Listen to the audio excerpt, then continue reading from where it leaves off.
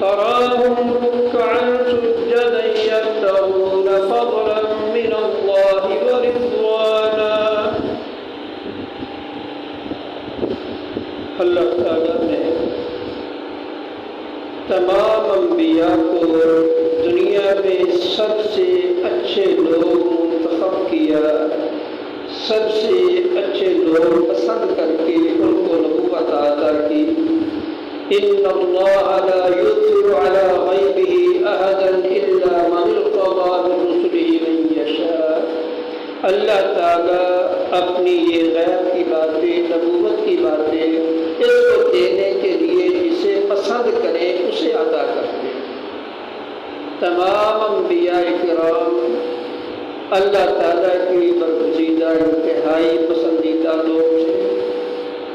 اب ان کے بعد انبیاء کے ساتھیوں کا مقام ہے۔ جس طرح ہمارے نبی صلی اللہ علیہ وسلم انبیاء میں سید الانبیاء ہیں، جس طرح اللہ تعالیٰ نے ان کو یہ بلند مقام عطا کیا ہے، اسی طرح اللہ تعالیٰ نے نبی صلی اللہ علیہ وسلم کے ساتھیوں کو بھی یہ مقام عطا کیا ہے۔ جس طرح آپ نبیوں میں بلند ہیں، آپ کے ساتھی باقی نبیوں کے ساتھیوں سے افضل ہیں۔ یہ اللہ تعالیٰ نے قرآن کی برکت سے، دین کی برکت سے ان کو مقام اونچا دیا ہے۔ اس لیے کہ یہ دین ہمیشہ قیامت تک کے لیے باقی رہنا تھا۔ اس دین کو باقی رکھنے کے لیے اللہ تعالیٰ نے انبیاء کو، ہمارے نبی صلی اللہ علیہ وسلم کو ایسے ساتھی نصیب فرمائے جنہوں نے آپ کی ایک ایک ادا کو، ایک ایک لفظ کو، ایک ایک چیز کو محفوظ کر کے ہم تک اسی طرح پہنچایا، حتیٰ کہ ان مواقع کا بھی ذکر کیا کہ یہ بات کون سے موقع پر کیسے ہوئی تھی۔ بعض لوگ بات کو پورا نہ سمجھنے سے، اپنے آپ کو سکالر کہلانے سے دین کا بیڑا غرق کر دیتے ہیں۔ یہ عام عوام الناس میں یہ نظریہ پایا جاتا ہے کہ فلاں آدمی نے پی ایچ ڈی کی ہے، وہ ڈاکٹریٹ اس نے کیا ہے، بھلا وہ وقت بیان کر سکتا ہے۔ اللہ کے بندو، ایک ڈاکٹر ہے ایم بی بی ایس، اس کو اسٹیج پہ کھڑا کر دو تو وہ دین کی بات تو نہیں صحیح سمجھا سکتا ہے، تو وہ ڈاکٹر۔ پی ایچ ڈی جس آدمی نے کی ہے اس نے اپنے مضمون میں کی ہے، دین کو تو نہیں جانتا۔ خالی سند لینے سے بندہ عالم بن جاتا ہے؟ بھئی وہ سند اور انجینئر کی سند ایک بندے نے لی ہے تو وہ انجینئر ہے، وہ چیزیں ٹھیک کرے، وہ جس چیز کا انجینئر ہے، وہ دین کا انجینئر تو نہیں ہے۔ بہت سے لوگوں کی زبان کی تیزی سے، تراری سے پھنس جاتے ہیں۔ جب اللہ تعالیٰ نے فرما دیا کہ محمد الرسول اللہ والذین معہ اشداء علی الکفار، محمد اللہ کے رسول ہیں، صلی اللہ علیہ وسلم، ان کے ساتھی کافروں پہ سخت ہیں، آپس میں نرم ہیں، مہربان ہیں۔ اب قرآن پاک میں اللہ نے گواہی دی ہے، اللہ تعالیٰ کی گواہی ہے۔ اللہ تعالیٰ کی گواہی کو تاریخی باتوں سے جھٹلایا نہیں جا سکتا۔ نہ ہم یہ کہیں گے کہ حدیث غلط ہے، حدیثیں صحیح ہے۔ ترجمہ کرتے وقت حدیث کو سمجھنے میں بڑی مہارت کی ضرورت ہے۔ جس طرح سابقہ جمعے میں بھی بات ہوئی تھی، تھوڑی سی مزید وضاحت کے لیے کہ لوگ مختلف انداز میں سوال کرتے ہیں، اس لیے پوری وضاحت کر دوں کہ یہ روایت وَيْحَ عَمَّارٍ تَقْتُلُهُ فِئَةٌ بَاغِيَةٌ، کہ بھئی عمار کو باقی گروہ قتل کرے گا، یدعوہم الی الجنہ و یدعونہ الی النار، وہ ان کو جنت کی دعوت دے گا، وہ جہنم کی دعوت دیں گے۔ روایت بخاری کی ہے، لیکن اس کا ترجمہ کرنے میں فرق ہے۔ ابو سعید خدری رضی اللہ تعالیٰ عنہ اس حدیث کے راوی ہیں۔ اب یہ صحیح بخاری کے جو نسخے ہیں، ان میں تمام نسخوں کو اگر دیکھا جائے تو یہ سارے نسخوں میں اس طرح روایت نہیں ہے۔ ایک کتاب میں اس روایت کی تفسیر ابو سعید خدری رضی اللہ تعالیٰ عنہ خود بیان کی ہے کہ یہ ویح عمار تقتلہ فئۃ باغیہ، یہ الفاظ ابو قتادہ رضی اللہ تعالیٰ عنہ نے بیان کیے ابو سعید خدری رضی اللہ تعالیٰ عنہ کو کہ میں نے نبی صلی اللہ علیہ وسلم سے یہ بات سنی ہے۔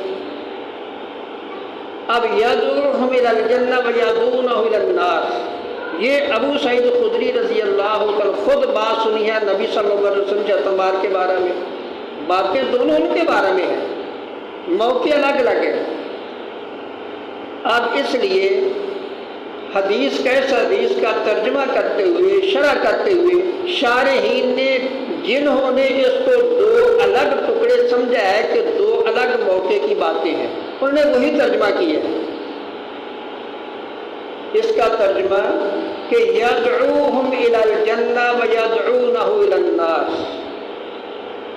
یہ بات ان کی مکہ والوں کے بارے میں ہے کہ جب عمار بن یاسر رضی اللہ تعالیٰ عنہ مکہ میں توحید کی تبلیغ کرتے تھے تو یہ اس وقت کا ذکر ہے کہ جس طرح عمار بن یاسر رضی اللہ تعالیٰ عنہ وہاں کے لوگوں کو توحید کی دعوت دیا کرتے تھے، ان کے ماں باپ اسی دین کی دعوت میں شہید ہوئے تھے، یہ ان کی جس طرح ان کی دین کی خدمت میں مکہ میں بڑی خدمات ہیں، ایسے ہی مدینہ میں آ کر مسجد نبوی کی اینٹیں بھی دو دو اٹھا کر لا رہے تھے، باقی صحابی ایک ایک لا رہے تھے۔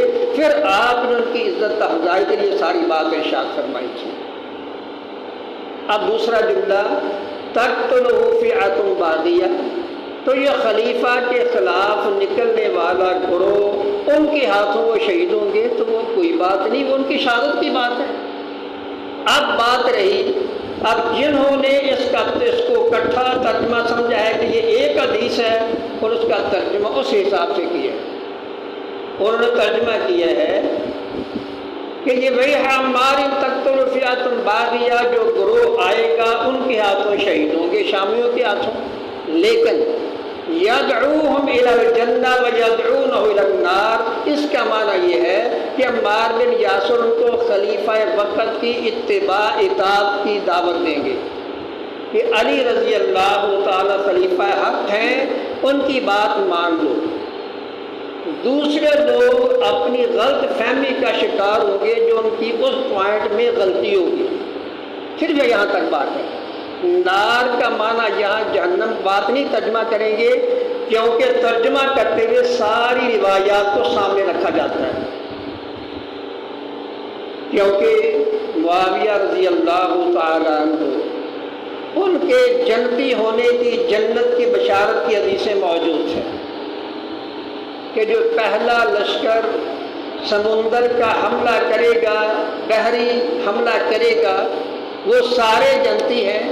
جو حرام رضی اللہ تعالیٰ عنہ کے پاس نبی صلی اللہ علیہ وسلم سوئے تھے، جب مسکرا کر اٹھے تو انہوں نے کہا جی آپ مسکرا رہے ہیں، کہ مجھے خواب آیا ہے کہ جو اس باہری غزوہ میں میرے ساتھ ساتھی جائیں گے وہ ان کو اللہ نے تختوں پر بیٹھے ہوئے مجھے دکھایا ہے، میں اللہ کے نبی میرے لیے بھی دعا کر دیں کہ اللہ تعالیٰ مجھے بھی ان میں شامل کر دے۔ اب وہ جنتی تختوں پر بیٹھنے والے ان کی اس غزوہ کے سپہ سالار امیر معاویہ رضی اللہ تعالی، اب جنت کی بشارت تو کلیئر ہو گئی، اب تو شک نہیں رہ گیا۔ اب ترجمہ اس روایت کا اس حساب سے کریں گے، دوسری روایت کو ساتھ ملا کر، کہ ایک پوائنٹ میں غلطی ہے بات سمجھنے میں۔ اب اس کے بارے میں بھی ایک اور روایت موجود ہے کہ دونوں گروہوں سے زیادہ حق والا گروہ جو خارجیوں سے لڑائی کرے گا. اب زیادہ حق والا گویا کہ حق والے دونوں ہی ہو گئے نا. زیادہ حق والا تو پھر زیادہ حق اسم تفضیل کا لفظ آیا تو دوسروں کو بھی حق والا فرمایا نا کہ وہ باطل نہیں ہے. تو حق کا معنی جو خلیفہ ہے اس کا پوائنٹ زیادہ صحیح ہے، دوسرے کو غلط نہیں کہہ سکتے. پھر اللہ اکبر، پتہ نہیں لوگ بات کرتے ہوئے دیکھتے نہیں کہ وہ صحابہ کرام ہیں، ان کے ذریعے ہمیں دین پہنچا ہے تو ان کے بارے میں ایسی بات کرنا. امیر معاویہ رضی اللہ تعالیٰ عنہ، یہ خاندان نبی صلی اللہ علیہ وسلم نے ان کی بہت عزت کی ہے، ان کو بہت عزت دی ہے. جس وقت مکہ فتح ہوا تھا تو ابو سفیان رضی اللہ تعالیٰ جب مسلمان ہوئے ہیں تو رسول اللہ صلی اللہ علیہ وسلم نے ان کے گھر کو امن قرار دے دیا تھا کہ اس گھر میں جو داخل ہوگا وہ پرامن ہے، اس کو مارنا نہیں ہے. کہ اللہ کے نبی صلی اللہ علیہ وسلم اس کو عزت نہیں دی. امیر معاویہ رضی اللہ تعالیٰ عنہ کو جو کاتب وحی میں شامل کیا گیا ہے، اللہ کے نبی صلی اللہ علیہ وسلم نے خود شامل کیا ہے. جو کیا کہیں جی آئیے تو فتح مکہ میں مسلمان ہو رہے ہیں، 2 سال تو رہ گئے تھے، اللہ کے بندے 1 مہینہ بے شک رہ گیا ہو، ان کو عزت ملی ہے کہ نہیں؟ اب بات رہی ان کو کاتب وحی کے لیے انہوں نے حضرت امیر معاویہ رضی اللہ عنہ خود نہیں کہا، نبی صلی اللہ علیہ وسلم نے کہا تھا کہ تم کاتب وحی بنو. آپ نے خود فرمایا تھا. آپ نے کیوں ارشاد فرمایا تھا؟ بچے پڑھتے ہیں تو سب بچے ایک جیسے قابل نہیں ہوتے. امیر معاویہ رضی اللہ تعالیٰ عنہ انتہائی امانت دار بھی تھے، بڑے ذہین اور سمجھدار بھی تھے، ادیبانہ گفتگو میں، لکھنے میں، پڑھنے میں بہت بڑے ادیب بھی تھے. اب قرآن و حدیث کی عبارت کو نقل کرنے میں ایسے رائٹر کی ضرورت ہوتی ہے جس طرح قرآن فصاحت و بلاغت کی چوٹی کی کتاب ہے، ایسے رائٹر بھی ایسا ہی ہو جو زبان کو صحیح ادا کرنے والا ہو. بعض اوقات مضمون بہت اچھا ہوتا ہے لیکن رائٹر ہلکا ہوتا ہے تو بات کا مزہ نہیں آتا. بعض اوقات رائٹر اس میں ایسی جان ڈالتا ہے کہ ایک ایسی بات جو غیر مری ہے، غیر حصی ہے، اس کو ایسی شکل کا جامہ پہنا دیتا ہے کہ اس کو ایسے لگتا ہے جیسے نظر آ رہی ہے. آپ نے امیر معاویہ رضی اللہ تعالیٰ عنہ میں یہ خوبی دیکھ کر ان کو کاتب وحی بنایا تھا. جو بعض لوگ بات کرتے ہیں کہ رسول اللہ صلی اللہ علیہ وسلم نے کہا ما اشبہ بطن، اس کا پیٹ نہ بھرے. اور بھائی یہ بد دعا نہیں ہے، یہ تو دعا ہے. ایک تو بات ہے یہ تعجب کے انداز میں یہ دعا ہے کہ رسول اللہ صلی اللہ علیہ وسلم نے ان کے بلانے کے لیے ایک صحابی کو بھیجا، پھر دوبارہ پھر تیسری بار کہا جی وہ کھانا کھا رہا ہے. فرمایا ما اشبہ بطن، جس کو تعجب کی بھی ابھی اس نے کھانا نہیں کھایا، ابھی رکھ گیا ہی ایسے کہہ لیں. اب اس دعا کی تاثیر بھی اللہ تعالیٰ نے ان کو عطا کی تھی. اللہ نے ان کو یہ دعا بھی دے دی تھی، دن میں 7 مرتبہ کھانا کھا لیں تو ان کو بد ہضمی نہیں ہوتی تھی. 7 مرتبہ بھی دن میں کھا لیتے تھے بعض اوقات تو ان کو پیٹ ان کا صحیح ہضم کرتا تھا. کہ رسول اللہ صلی اللہ علیہ وسلم نے فرمایا تھا ما اشبہ بطن بھی کس کے اندر اس کا پیٹ نہیں رہتا. تو ان کو دنیا میں بھی یہ بشارت ملتی تھی، اس میں کیا ہے؟ کہتے ہیں بات دعا ہے. اللہ کے بندو، یہ اصل میں موقع پر تعجب کے لفظ ہوتے ہیں. جس طرح راغما انف ابی ذر، ابو ذر کا ناک خا کر لوٹا ہو. اب اس محاورے کے اعتبار سے تمہارا ایک بندہ ذلیل ہو جائے، حالانکہ یہ بات تو نہیں ہے. بات ہے کہ ابو ذر غفاری رضی اللہ تعالیٰ آپ سے سوال کر رہے ہیں جی جس نے کلمہ پڑھا ہے وہ کلمہ پڑھنے سے بھلا جنت چلا جائے گا، وَإِن زَنَا وَإِن سَرَقَ، اگر تو زنا بھی کیا ہے چوری بھی کیا، ہاں وہ جنت میں چلا جائے گا۔ جب توحید اخلاص موجود ہے تو شرک نہیں کیا، کلمے میں اخلاص موجود ہے تو جنت میں چلا جائے گا۔ چاہے اللہ تعالیٰ چاہے تو گناہ معاف کر کے جنت دے دے، چاہے تو سزا دے کر بعد میں جنت دے دے، لیکن اپنی توحید کے اخلاص کی وجہ سے جنت میں جائے گا۔ لیکن وہ تعجب سے کہہ رہے تھے کہ بھلا پھر بھی جنتی ہے۔ پھر آپ نے فرمایا تھا وَإِن رَغِمَ عَنْهُ أَبِي ذَرٍ تَرِبَتْ يَمِينُكَ، تیرا دایاں ہاتھ خاک آلودہ ہو، تیرا ہاتھ مٹی پہ۔ اب یہ بھی تعجب کا لفظ ہے، اس میں بدعا نہیں ہے۔ انجینئر مشینری کے ہوں گے، دین کے انجینئر نہیں ہوتے۔ مشینری کا انجینئر دین کا بیڑا ہی غرق کرتا ہے۔ وہ انجینئر مشینری کا، وہ دین کا تو نہیں ہے۔ دین کا انجینئر مشینری کا انجینئر دین کی طرف آ جائے تو بیڑا ہی غرق کرنا ہے، اور اس نے کیا کرنا ہے؟ دین سمجھنے کے لیے فصاحت و بلاغت، اس کے سمجھنے کی بہت گہرائی کی ضرورت ہوتی ہے۔ امام شافعی رحمۃ اللہ علیہ امام مالک رحمۃ اللہ علیہ کے شاگرد ہیں، خاندان قریش سے ہیں، عربی النسل ہے، لیکن دین پڑھ کر 2-4 سال دیہاتوں میں پھر گئے ہیں کہ دیہاتوں میں جو عربی کی گہرائی ہے، محاورات کا استعمال ہے، اس کو دوبارہ سیکھوں تاکہ ترجمہ کرنے میں مجھ سے غلطی نہ ہو جائے۔ جس طرح پنجابی تم سارے بولتے ہیں، لیکن کسی بابے کے شعر پنجابی کے کتاب میں سامنے رکھ دیں تو وہ ٹرانسلیشن کسی کو آئے گی، وہ سارے نہیں کر سکتے۔ یہ عربی ادب، اس کے سمجھنے کے لیے بڑا علم حاصل کرنا پڑتا ہے، یہ ایسے ہر ایک کوئی آ جاتا ہے۔ جتنے آدمی آج کل یہ فیس بک پہ چل رہے ہیں، جب وہ کتاب کا حوالہ دے کر نمبر بتائیں گے تو آپ کتاب کھول کر دیکھنا، آپ کو عربی والی کتاب سے وہ نمبر نہیں ملے گا۔ وہ عربی والی کتاب کا نمبر نہیں ہوتا، وہ اردو کتاب کا نمبر ہوتا ہے، اس نے پڑھا ہی اردو سے ہے۔ اب لکھنے والا بھی اس طرح کا ہو، وہ پورا ادیب نہ ہو، اور پڑھنے والا بھی اسی طرح کا ہو، تو مسئلہ کیسے سمجھ آئے گا؟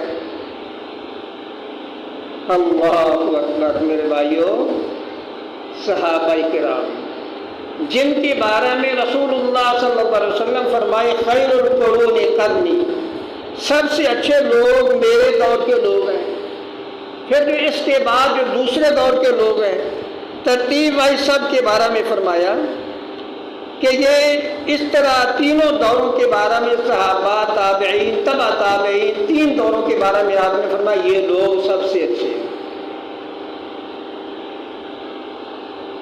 فتوحات کے لیے، علم کے لیے، مسائل سمجھنے کے لیے اس دور میں لوگ صحابہ کے تابعین اپنے دور میں صحابی کو تلاش کرتے تھے کہ کوئی صحابی ہو تو اس سے دعا کروائیں، کوئی صحابی ہو تو مسئلہ پوچھیں، کہ اور کوئی تابعی ایسا نہیں جانتا جس طرح صحابہ جانتے ہیں۔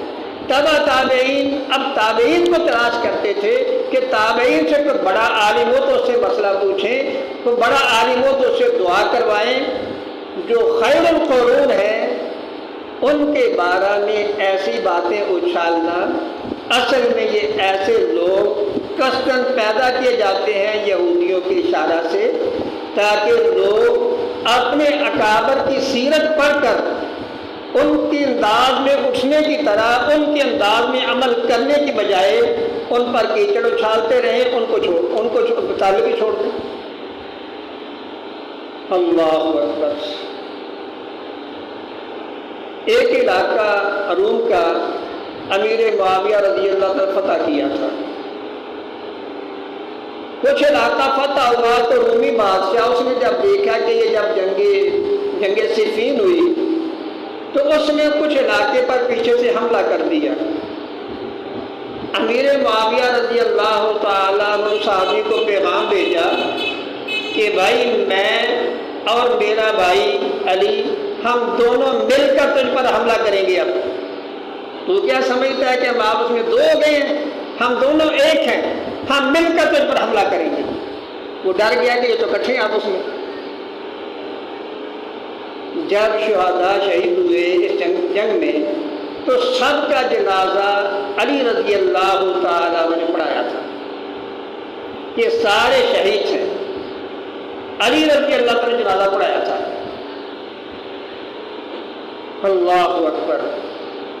نہج البلاغہ میں ہے کہ ایماننا و ایمان سوا، علی رضی اللہ تعالیٰ فرمانے لگے کہ ان کا اور ہمارا ایمان برابر ہے، اور ایک حدیث میں قتلہ و قتلانا فی الجنہ، وہ مقتول بھی ہمارے بھی سارے جنتی ہیں۔ علی رضی اللہ تعالیٰ نے خود فرما رہے ہیں جن کے ساتھ تم اختلاف شو کر رہے ہو وہی ان کو جنتی کہہ رہے ہیں۔ تم کس کو خوش کرنے کے لیے باتیں کرتے ہو؟ علی رضی اللہ تعالیٰ تو ان کو اپنا بھائی سمجھتے تھے، وہ تو بگانا نہیں سمجھتے تھے۔ فقط اس روایت کی بنیاد پر کہ جو جنگیں ہوئی ہیں، بھائی جس کا آدمی بھی کوئی شہید ہو جاتا ہے تو وہ اس کے خون کا بدلہ لینے کے لیے مطالبہ کرتا ہے، سارے کرتے ہیں۔ انہوں نے اپنے مقتول کا بدلہ لینے کی بات کی تھی، غلط فہمی ہوئی تھی کہ یہ مدینہ میں موجود تھے اور یہ ساتھ دفاع کے لیے کھڑے نہیں ہوئے۔ علی رضی اللہ تعالیٰ عنہ بہت دور اندیش آدمی تھے، بڑے زیرک اور سمجھدار تھے۔ ان کا فرمان تھا کہ اس بات کو ہم جنگ میں تبدیل نہ کریں، ایک شہید کے لیے سارے شہید نہ ہو۔ جب موقع ملے گا تو اللہ تعالیٰ ان سے بدلہ لینے کا موقع دے گا، لیکن جنگ والی شکل نہ بنائیں۔ جب دوسرے بھائیوں کو بات کی سمجھ آ گئی تو انہوں نے بات چھوڑ دی تھی۔ اللہ اکبر۔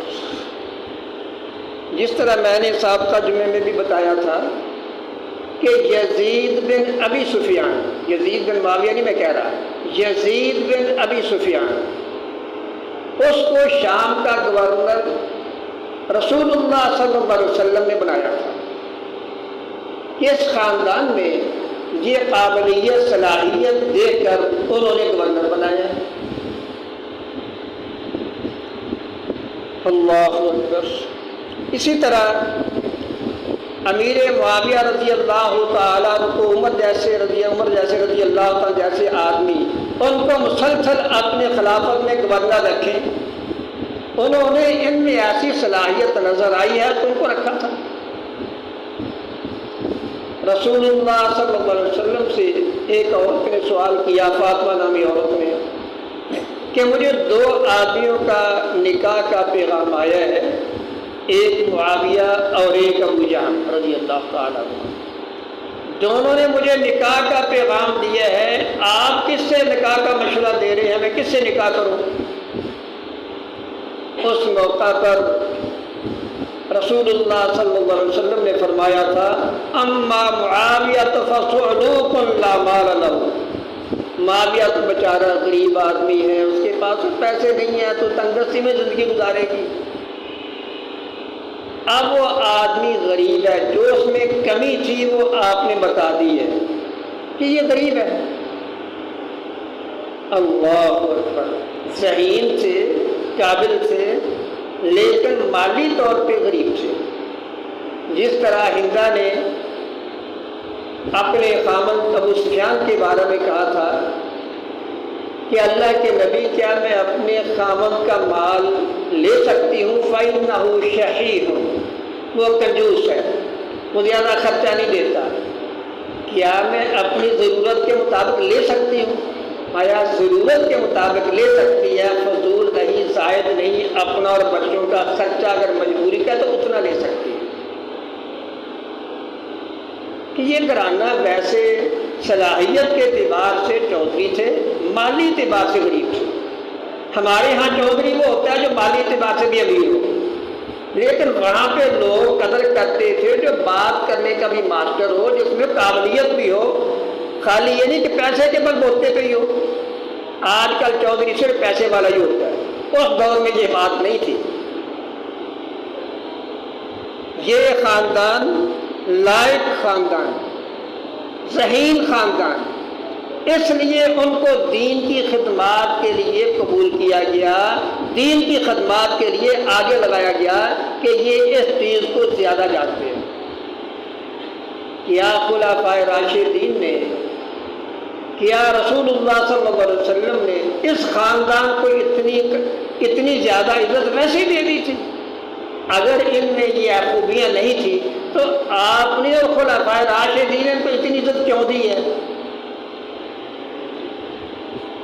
اللہ اکبر۔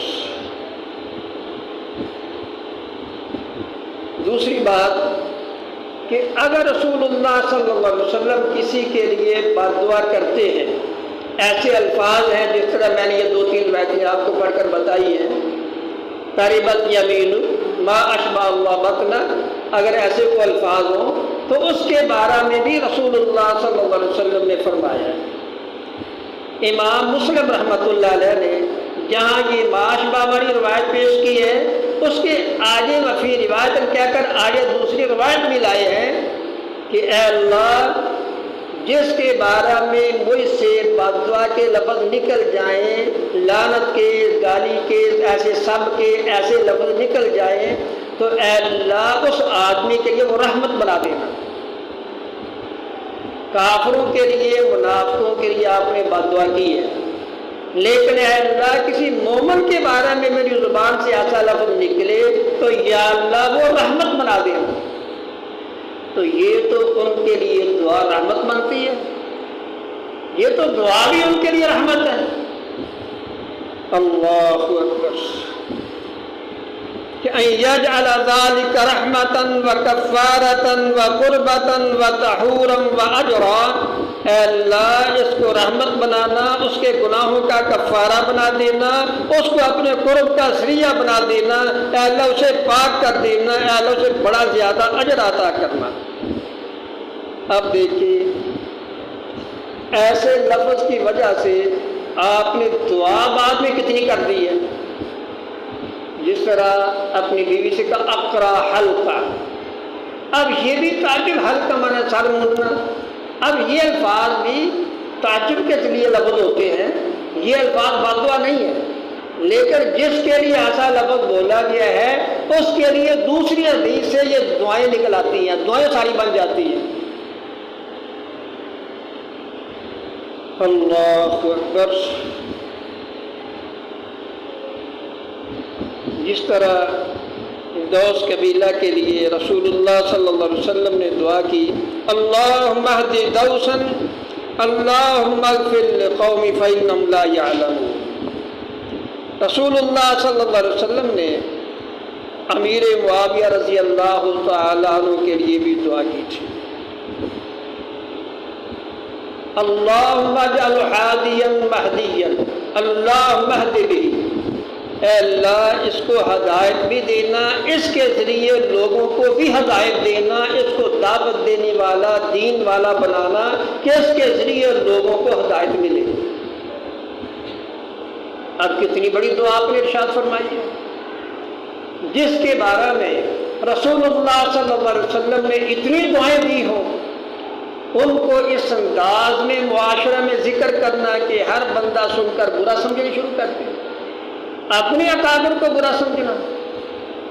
مسلمان ذلیل و رسوا ہوں گے جب اپنے اکابر، اپنے اساتذہ، اپنے بڑوں کی عزت نہیں کریں گے۔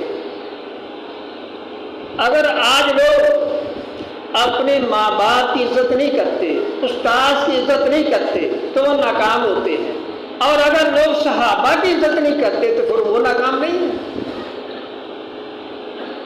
کسی نیک آدمی، کسی بزرگ بندہ، اس کے ساتھ جھگڑ کر گالیاں نکال کر دیکھ لینا، اپنا دین جاتا رہے گا، اپنے پاس دین نہیں رہے گا۔ جتنے لوگ صحابہ کو برا کہتے ہیں ان کی زندگی کو دیکھ لینا، چیک کر لینا، ان میں نورانیت والا عمل کبھی نہیں آئے گا، تقویٰ کبھی نہیں آئے گا، پرہیز کبھی نہیں ہوگا، ذکر اذکار کبھی نہیں کریں گے۔ اللہ تعالیٰ اس کے دل سے یہ چیزیں نکال دے گا. اس کو اپنے اکابر اپنے اسلاف کا احترام نہیں ہے. اپنے اسلاف کا جتنا احترام کرو گے رب ذوالجلال اس کے صلہ میں تمہیں دین کا نور عطا کرے گا. اللہ اکبر. بھائی بزرگ لوگ تو یہ کہتے ہیں کہ اپنے استادوں کی عزت کرو. تمہیں ان کی کوئی بات سمجھ نہیں آئی تو کیڑے نہ نکالو، وگرنہ استاذ کا نور تمہیں نہیں ملے گا. اگر استاذ کا نور لینا ہے تو کیڑے نہ نکالو، استاذ کی عزت کرو. اللہ اکبر. کہ رسول اللہ صلی اللہ علیہ وسلم نے ان کو اپنا کاتب وحی بنایا تھا. ان کی امانت، ان کی دیانت، ان کی کتابت، ان کا علم، ان کا ادب، اس چیز میں مہارت کی وجہ سے آپ نے ان کو پسند کیا تھا. اللہ اکبر. اس لیے بھائیو، جن صحابہ کرام کو جنت کی بشارت مل چکی ہے کہ وہ جنت کے تختوں پر بیٹھے ہوئے ہیں، ان کے بارے میں آج لوگ ایسی باتیں کرنے لگے. امام احمد بن حنبل رحمۃ اللہ علیہ فرماتے ہیں کہ امیر المؤمنین معاویہ بن ابی سفیان، ان کا رشتہ دیکھو کہ تمہارے ساتھ ان کا رشتہ کیا ہے. کیا ان کی سکی بہن نبی صلی اللہ علیہ وسلم کی بیوی نہیں تھی؟ خطبہ غدیر خم کا اگر کوئی گستاخ ہے دنیا میں آج کے دور میں، یا مرزا جیل میں ہے یا شیعہ ہے. آپ نے فرمایا تھا کہ قرآن کو مضبوطی سے تھامو، وَأَهْلُ بَيْتِ، اور میرے گھرانے والوں کو. اہل بیت کا لفظ سورہ احزاب 22ویں پارے کا پہلا رکوع پڑھ لینا گھر جا کر. لِيُذْهِبَ عَنْكُمْ الرِّجْسَ أَهْلَ الْبَيْتِ وَلِيُطَهِّرَكُمْ تَطْهِيرًا. یہ کیا اللہ کے نبی کی بیویوں کے بارے میں آیت نہیں؟ جب یہ آیت بیویوں کے بارے میں نازل ہوئی تھی تو پھر آپ نے گھرانے کے 4 افراد کو ساتھ بٹھا کر آپ پانی میں ساتھ شامل ہو کر پھر ان کے لیے بھی دعا کی تھی کہ یا اللہ انہیں بھی شامل کر دے. لِيُذْهِبَ عَنْكُمُ الرِّجْسَ أَهْلَ الْبَيْتِ، ان کو بھی اس میں شامل کر دے جو تیری بیویوں کے لیے تم نے عطا کیا ہے. اے اللہ ان کو بھی اس میں شامل کر دے. انہی بیویوں کے بارے میں ادب کا بیان کیا گیا ہے کہ اللہ کے نبی کی بیویوں کے رشتے کا خیال رکھنا. اب آل رسول بھی اس میں ادب میں شامل ہے، ہم اس کو نکالتے نہیں ہیں، وہ بھی شامل ہے، ان کا بھی ادب کرنا چاہیے. لیکن یہ معنی نہیں کہ بیویوں کی بے ادبی شروع کر دیں، اس کا یہ معنی نہیں ہے. ایک طرف سے اہل بیت اور آل رسول کی حدیث پڑھ رہے ہو، خطبہ غدیر خم کا ذکر کر رہے ہو، اور دوسرا گستاخی بھی پھر اللہ کے نبی کی بیویوں کی گستاخی بھی کرتے جا رہے ہو. کیا حسن رضی اللہ تعالی عنہ نے امیر معاویہ رضی اللہ عنہ سے صلح نہیں کی تھی؟ جب انہوں نے صلح خود کی ہے تو پھر تم اس کا برا کس حسن کو کہو گے؟ اللہ کے نبی کے نواسے کو برا کہہ رہے ہو. صلح کرنے والے تو وہ تھے جن دونوں گروہوں کے بارے میں رسول اللہ صلی اللہ علیہ وسلم فرما دیں بین فئتین عظیمتین من المؤمنین یا بین فئتین عظیمتین من المسلمین، مومنوں مسلمانوں کے 2 بڑے گروہوں کے درمیان یہ میرا بیٹا صلح کروائے گا. اب حسن رضی اللہ تعالیٰ کی شان عظمت کہ مسلمانوں کے دونوں گروہوں کو صلح کرانے کی وجہ سے ہے. اب ان کو عزت اس وجہ سے ملی تو کیا صلح کرنے والے غلط ہیں؟ اب خلفاء راشدین 4 جو معروف ہیں، ابو بکر صدیق رضی اللہ تعالیٰ عنہ، عمر فاروق رضی اللہ تعالیٰ عنہ، عثمان غنی رضی اللہ تعالیٰ عنہ، علی رضی اللہ تعالیٰ عنہ، اور 5ویں ہیں حسن رضی اللہ تعالیٰ عنہ. اب وہ خلیفہ حق تھے حسن رضی اللہ تعالیٰ عنہ. اب جب خلیفہ حق اپنی سیٹ پہ دوسرے آدمی کو بٹھا کر صلح کرتا ہے اور خود اس کی بیعت کرتا ہے اور لوگوں کو کہتا ہے کہ تم بھی بیعت کر لو۔ پیچھے والے تذکرے کو آپ ان کی غلط فہمی کہہ سکتے ہیں۔ اب وہ خلیفہ بن گئے ہیں کہ نہیں؟ اب وہ خلیفہ والی سیٹ پہ اب آگے ہیں کہ نہیں؟ جس سیٹ پہ حسن رضی اللہ تعالیٰ بیٹھے تھے، جو 5ویں خلیفہ ہیں، اب چھٹے یہ امیر معاویہ رضی اللہ عنہ بنتے ہیں کہ نہیں؟ کہ خلفاء ان کی بھی عزت کرنا، جن کے لیے رسول اللہ صلی اللہ علیہ وسلم نے دعا کی ہے ان کا بھی احترام کرنا۔ جس قدر آپ حدیث کو پڑھیں گے، سمجھیں گے اور صحابہ کی بھی عزت کریں گے، تابعین کی، تبع تابعین کی، محدثین کی، آپ کے دل میں نور پیدا ہوگا اور ایک وقت آئے گا کہ یہ نور لائٹ بیٹری کی طرح آنکھوں کے سامنے نور چلتا ہوا بھی آپ کو نظر آ جائے گا۔ لیکن یہ روشنی اس وقت اٹھے گی جب دل میں نور آ جائے گا۔ دل میں نور تقویٰ پرہیزگاری سے آتا ہے، اکابر کے احترام سے آتا ہے۔ اگر زندگی بدلنا چاہتے ہو تو سیرت نبوی، سیرت صحابہ کا مطالعہ کریں۔ سیرت پڑھنے سے بندے کی زندگی بدل جاتی ہے۔ جتنا اپنے اکابر کی سیرت کا مطالعہ کریں گے اتنا آپ کی زندگی میں تبدیلی آئے گی۔ آپ مسلمان ہیں، آپ کے بچوں کو انگلش پڑھانے کے بہانہ سے انگریزوں کی کہانیاں سنائی جاتی ہیں۔ صحابہ تابعین کی جگہ پر آپ کے بچے انگریزوں کی کہانیاں یاد کرتے ہیں۔ فلانا انگریز بڑا عقل مند سی، فلانا بڑا دنا سی، وہ ایسی۔ اکثر بڑے جو سائنسدان گزرے ہیں انگریزوں میں، اکثر ان سے مسلمان ہیں، جس کا نام چینج کر کے لکھا اور ہوتا ہے، بندہ اور ہوتا ہے، کہانی چینج کر کے بیان کی جاتی ہے، حقیقت اور ہوتی ہے، تاکہ وہ شو کریں کہ ساری ذہانت ہمارے پاس ہے، مسلمانوں کے پاس ہی کچھ نہیں۔ اسی طرح ہم بھی بیوقوف بن جاتے ہیں۔ اپنے اکابر کو برا کہنا، دوسرے کی تعریف کرنا، اپنے اکابر کی سیرت کا مطالعہ نہیں کرنا، دوسرے کی سیرت یاد کرنا، اپنی زندگی چھوڑ کر اس کی نقل اتارنا شروع کر دینا۔ جب اپنے اکابر کا مطالعہ کریں گے تو اپنے اکابر کا رہنا سہنا، بیٹھنا اٹھنا آپ کا اس کے مطابق ہوگا۔ افغانی لوگ اپنے استاد کی بڑی عزت کرتے ہیں، اپنے مولوی صاحب کی بہت عزت کرتے ہیں۔ یہ پشاور میں آپ کے پاس ہیں، ان کو بھی دیکھ لینا۔